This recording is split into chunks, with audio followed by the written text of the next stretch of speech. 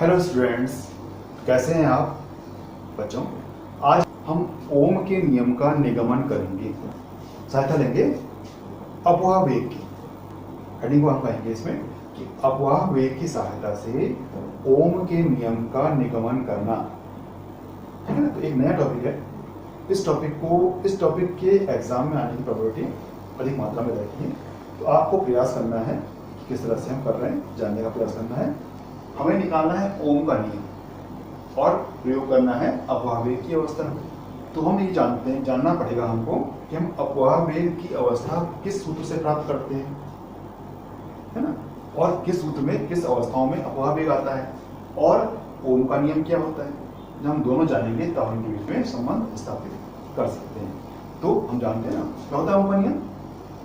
इस नियम के अनुसार यदि सामान्य भौतिक अवस्थाएं जो होती है, जिसे बोलते हैं ताप और दाब की अवस्था, यदि समान तरह की हो, नियत हो, तो ऐसी स्थिति में V और I आपस में प्रोपोर्शनल होते हैं।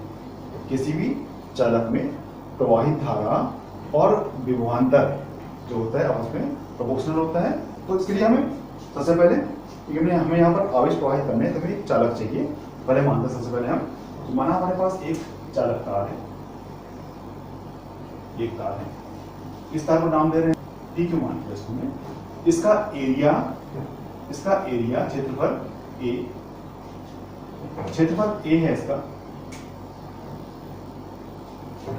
ठीक है ना। इसमें प्रति एकांक आयतन जो संख्या है मुक्त इलेक्ट्रॉनों की वो माना n है।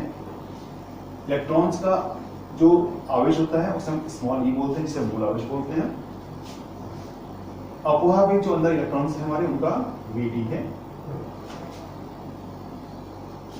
ठीक है ना। ये जो स्थिति मिल रही है, इन अवस्थाओं को मिला के जब हम इसमें आवेश प्रवाहित करेंगे, मतलब इलेक्ट्रॉन्स में बह रहे होंगे, ऐसी स्थिति में जो हमें धारा मिलेगी उस धारा को हम शो करेंगे I equal to NeAVD। I equal to NeAVD समीकरण नंबर, ठीक है ना। मतलब यदि हम पे एक चालक तार है PQ, उस तार में क्षेत्रफल A, प्रति एकांक आयतन, इलेक्ट्रॉन की संख्या n, इलेक्ट्रॉन का आवेश स्मॉल e, इलेक्ट्रॉन का अपवाह वेग Vd, तो इलेक्ट्रॉन्स के प्रवाह से बहने वाली धारा I इक्वल टू NeAVD होगी। तो लिख दीजिए इसको, देखिए आप ऊपर से हेडिंग के साथ आपको ये भी शो करना बहुत जरूरी है कि आपके नोट्स कैसे बनेंगे। देखिए माना L लंबाई का एक तार है, लंबाई इसकी L मान लीजिए, लंबाई इसकी L है, एक तार है। इस तार का क्षेत्रफल कैपिटल A, प्रति एकांक इलेक्ट्रॉन की संख्या बराबर स्मॉल m, इलेक्ट्रॉन का मूल आवेश बराबर स्मॉल e, अपवाह वेग बराबर Vd। तो चालक में प्रवाहित धारा I इक्वल टू NeAVD।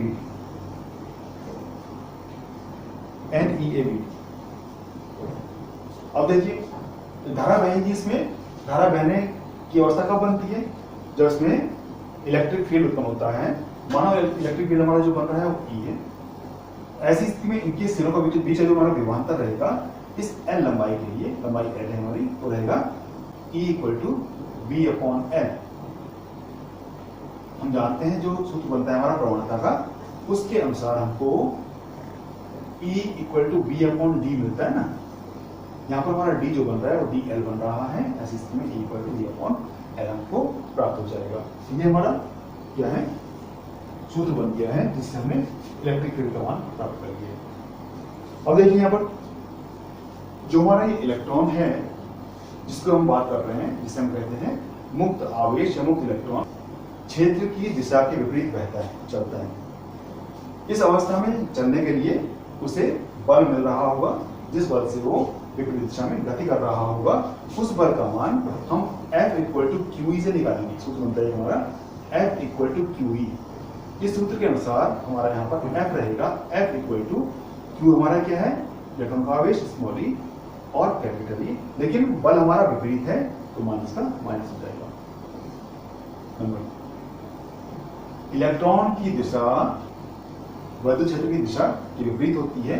अब देखिए माना इस इलेक्ट्रॉन का द्रव्यमान स्मॉल m, जैसे होते ही जानते हैं द्रव्यमान स्मॉल m,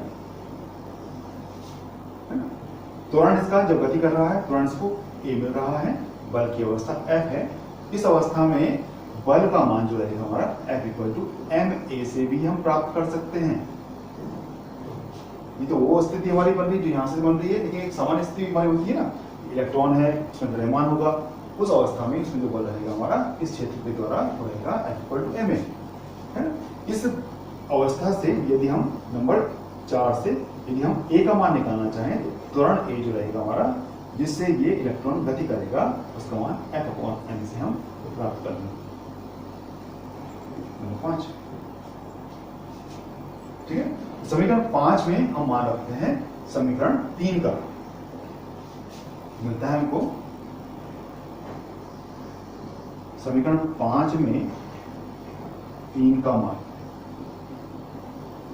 रखने पर हमें मिलेगा a equal to minus e upon m। Number 6। अब देखिए जो इलेक्ट्रॉन है माना जब वो स्टार्ट कर रहा है गति को, उस अवस्था में जब गति स्टार्ट हो रही है उसकी, उस स्थिति में उसका वेग 0 है। प्रारंभिक अवस्था जहां से स्टार्ट किया उसकी प्रारंभिक अवस्था हमारी है, वहां उसका वेग 0। अंतिम वेग उसका माना vd बन रहा है, जिससे वो गति कर रहा है। और समय हमने लिया वह समय जिस समय में इलेक्ट्रॉन किसी भी पदार्थ के भीतर गति करता रहता है, उसे बोलते हैं श्रांति काल, जिसमें टक्कर के पश्चात उसको एक नियत वेग मिलता है, जिसे श्रांति काल की अवस्था कहते हैं उस टाइम को। और उस टाइम के द्वारा जो वेग मिलता है हमको, उसे हम बोलते हैं अपवाह वेग। तो अपवाह वेग है, समय हमारा श्रांति काल ही रहेगा। श्रांति काल समय के लिए हमारा पहला वेग जिसे हम u बोलेंगे वो क्या है, प्रारंभिक वेग 0 है, विराम अवस्था। अंतिम वेग जो भी रहेगा हमारा वो क्या है, अपवाह वेग vd। समय जो लिया हमने वो समय क्या है हमारा टाउ, जिसे बोलते हैं श्रांति काल। श्रांति काल, ठीक है ना। और त्वरण हमारा ये है जिससे वो गति कर रहा है। ऐसी स्थिति में हम देखेंगे गति का समीकरण जिसमें u होता है, v होता है, t होता है, t होता है। कौन सा होता है, गति का प्रथम समीकरण जिसे बोलते हैं v equal to u plus at। तो समीकरण v equal to u plus at का प्रयोग करने पर, लिखेंगे आप, प्रयोग करने पर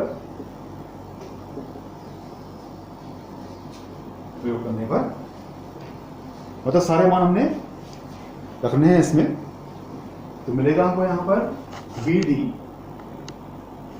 equal to 0 plus minus e upon m into tau,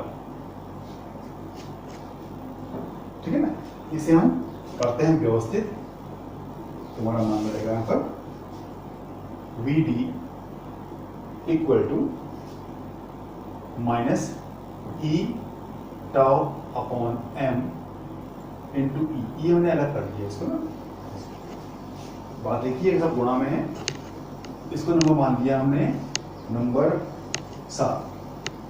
अब देखिए जो 7 मिला है हमको नंबर 7, इस नंबर 7 में हम नंबर 2 का मान रखते हैं।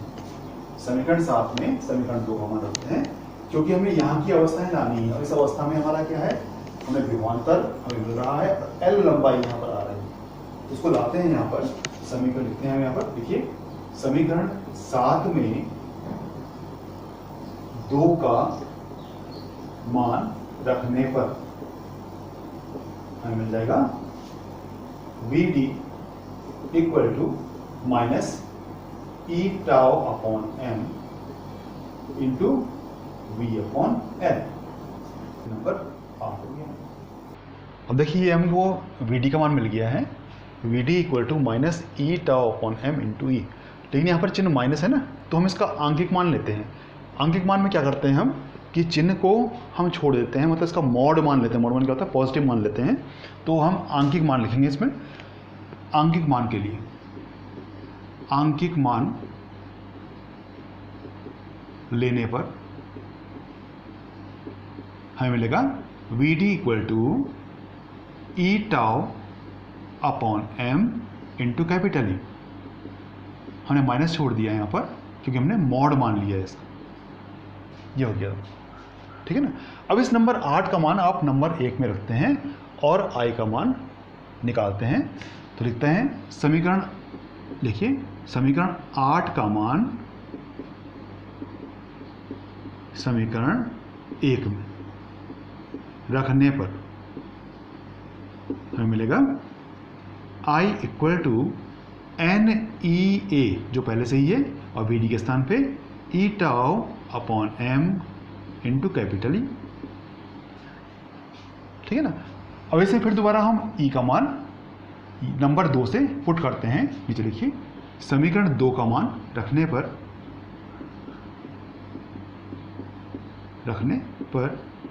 हमें मिलेगा I equal to n e a e tau upon m into v upon L.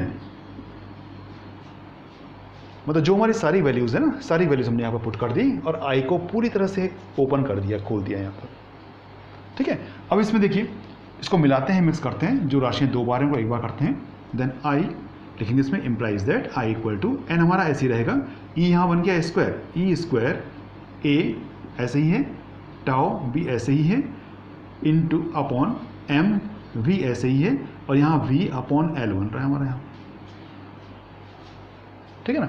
अब इस पार्ट में जो हमें मिला है यहाँ पर, इस पार्ट में हम v को इस तरफ लाएंगे तो मिलता है हमको यहाँ पर implies that i upon v, बाकी सारा वैसे ही रहेगा, v बटे में आ गया हमारा बस सिर्फ n e square a tau upon m into L.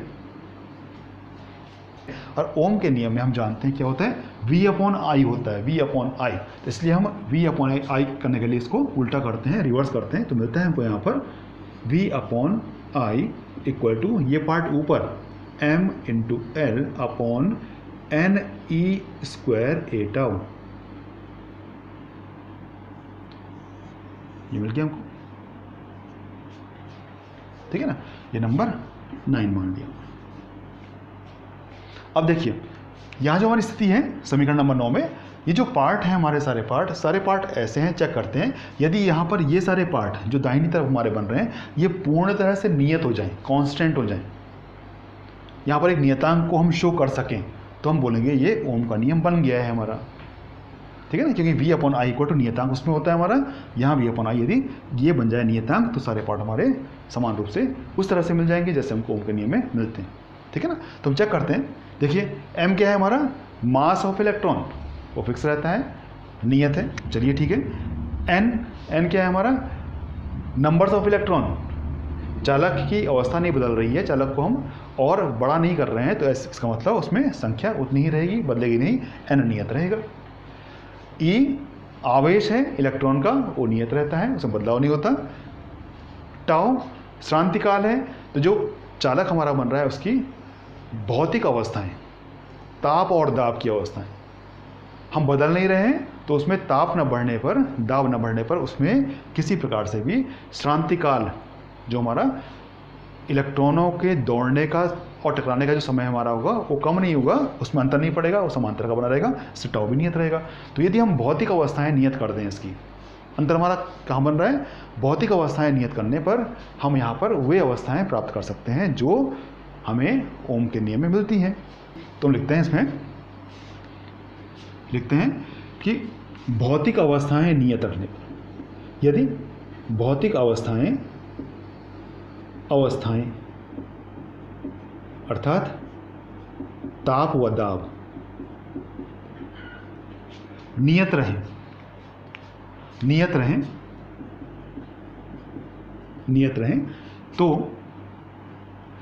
तो समीकरण 9 में लंबाई L, क्षेत्रफल A, श्रांतिकाल टाउ आदि भी नियत रहेंगे।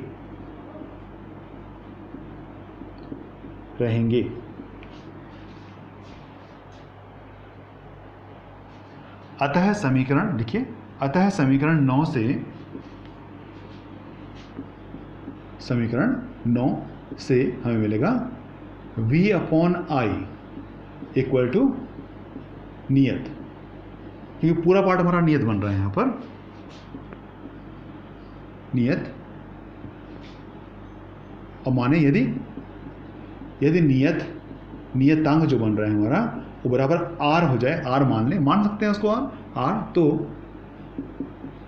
V/I इक्वल टू R हो गया हमारा।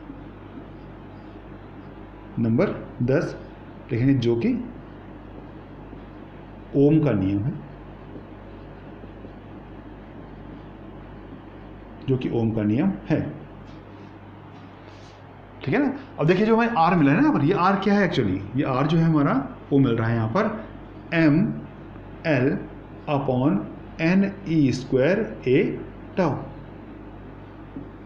ये मिला है हमको R। इसका मतलब क्या हुआ कि जो प्रतिरोध रहता है हमारा ये इन राशियों पे डिपेंड करता है। समीकरण 11 से यह भी ज्ञात होता है कि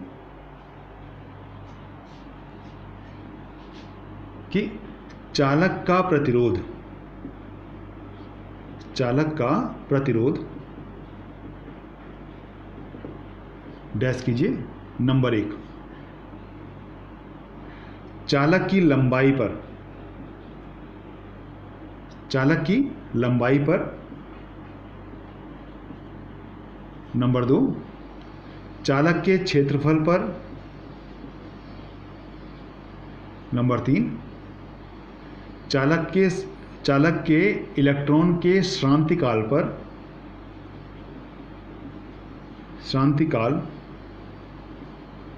टाउ पर,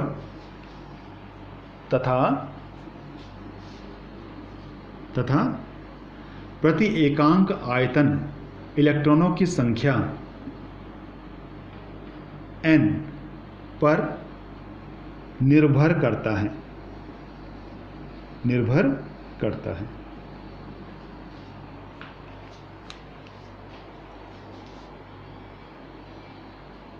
ठीक है। तो यह आता है एग्जाम में हमारा कि जो हमारा प्रतिरोध है, प्रतिरोध किन किन राशियों पे डिपेंड करता है, निर्भर करता है, तो आपने बताना है। इसके अनुसार ये 4 राशियां हमारी ऐसी हैं जो बदल रही हैं, अतः बदलती हुई राशियां ये दिखाती हैं कि वह राशि जो हमारी है वो इन राशियों पे डिपेंड कर रही होगी। तो ये हमने निकाल दिया इसका यहाँ पर। जो हमारा डेरिवेशन है इसका, जिसमें हमने ओम के नियम की उत्पत्ति की है, वो यहाँ तक है, समीकरण 10 तक, और 10 के बाद लिखना है हमने जहाँ R इक्वल टू ये। लेकिन जब पूछेगा हो कि R की अवस्थाएं किन किन राशियों पर डिपेंड करती है, तो आपने ये शो कर देना है कि R की अवस्था इसके अनुसार इन राशियों पर डिपेंड कर रही है। तो बहुत ईजी है, आपको यहाँ पर ध्यान देना है केवल कि जब हम इसको चालक लेंगे, इस चालक की अवस्थाओं से I इक्वल टू NeAVD,